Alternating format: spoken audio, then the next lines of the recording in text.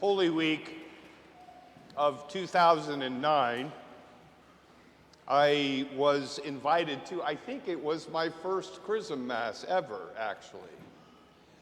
It was an exciting evening for me because it was my first official act as a seminarian. I'd bought a new alb, I went down to the cathedral, we were gathered in the undercroft, I was standing in a big crowd of guys that I didn't even know yet, and all of a sudden the vocations director came into the room and announced, "If anybody here is looking for a shoulder to cry on, don't come to me, I'm more of a punch you in the gut kind of a guy." And part of me reacted like you just did, "Oh, that's so funny, Father." But part of me was like, I definitely am going to do whatever I can to avoid getting punched in the gut. And I bring that up this morning because in the course of time, I've come to realize that this is a very common experience in spiritual life, in the life of a disciple, that we begin to develop an anxiety or a fear about the future. And we begin to organize our lives around doing things to avoid the thing that we're looking forward to in fear and anxiety. I mean, what is life's biggest gut punch? Anybody want to guess? And beyond death? Going to hell. Going to hell terrifies us. And so our whole lives become organized around doing the things that we know will get us sent to hell. Or another very common response to that anxiety is to start jumping up and down and waving our arms. Look at all the good that I'm doing. That was the response of the Pharisee. In the bottom of his heart is a great deal of fear.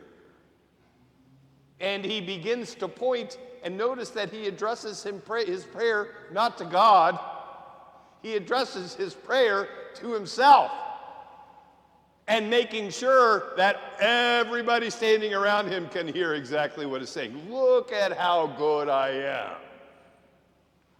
And it's a way of distracting ourselves from that core fear, that core anxiety of,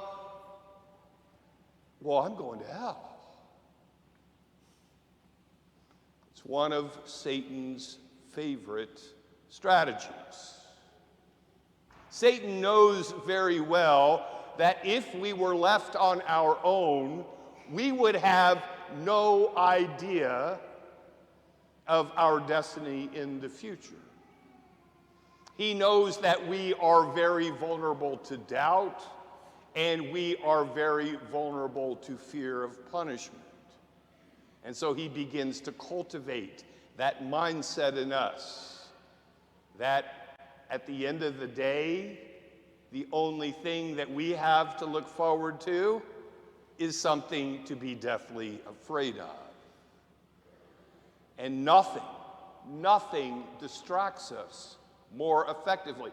Nothing causes us to divert our time and energy and attention and passion away from the things that draw us closer to God than that. And that's one of the reasons why it's one of Satan's favorite weapons against us, favorite strategies against us, to undermine our confidence in God, to undermine our awareness of our worthiness, of his truth and his mercy and his love.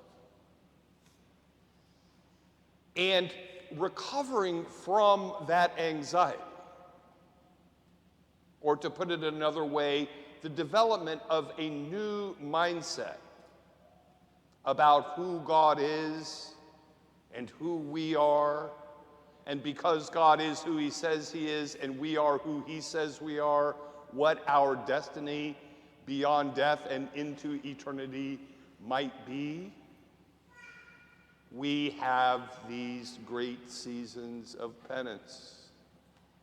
Again, not just the simple matter of overcoming the shamefulness of our sin, but even more fundamentally, our acknowledgement that we need to see God in a new way.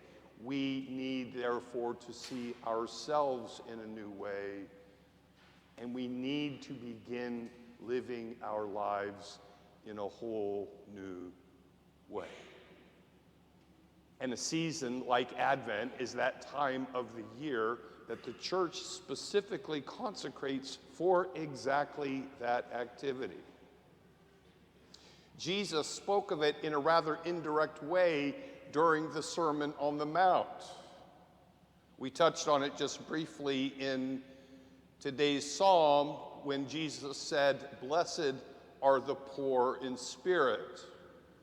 Being poor in spirit doesn't mean that we're somehow missing something or lacking something. It doesn't mean that we are spiritually destitute in some way. The poor in spirit are those among us who recognize our perpetual reliance on God. It is meant to break us of the habit of the Pharisee, proclaiming the goodness of our lives or the goodness of our actions, as though somehow our good actions could somehow add to the goodness of God. The goodness of God is already complete. God doesn't need your good actions. And furthermore, what he needs even less is you claiming credit for them. So, the holy bearing on the good that we do in our lives is, Lord, thank you for this clear sign of your goodness and its presence in my life. Jesus touches on it in another way in the Sermon on the Mount when he says, "Blessed are the pure of heart."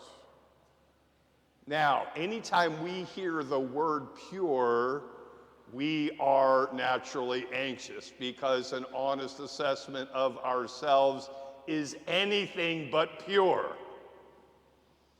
As though somehow we were born pure, but inevitably something comes along later to break our purity. And we believe wrongly that purity can never be restored. And so, again, we begin to proceed through life with the false perception that we are not pure and we could never be pure. The truth of the matter is, and what Jesus actually meant when he said, "Blessed are the pure of heart," and this was a reflection offered by the Danish philosopher Søren Kierkegaard. He said, "To be pure of heart is to desire one thing, and one thing only." So, quiz question number 2. What is the one thing that a pure heart desires?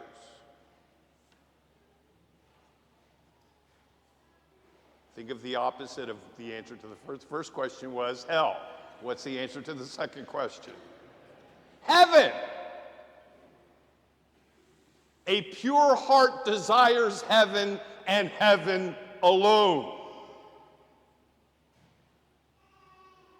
And so another penitential act that we can undertake in the season of Advent is again to begin Advent with an honest inventory of our hearts. What is my real desire? What is the one thing that I never fail to spend time on? What is the one thing that I never fail to spend attention on? What is the one phone call that I will always take when it immediately comes? And again, if our honest answer is the real desire of my life is anything other than heaven, then we can use the season of Advent to say, Lord, purify my heart. Allow me, Lord, to release anything that I may desire other than heaven. And with heaven as the sole desire of my heart, Lord, show me how I will spend my time, my energy, my attention, and my passion tomorrow, so that I am invested in that work or those activities or those relationships that draw me closer to you, the one true desire of my heart.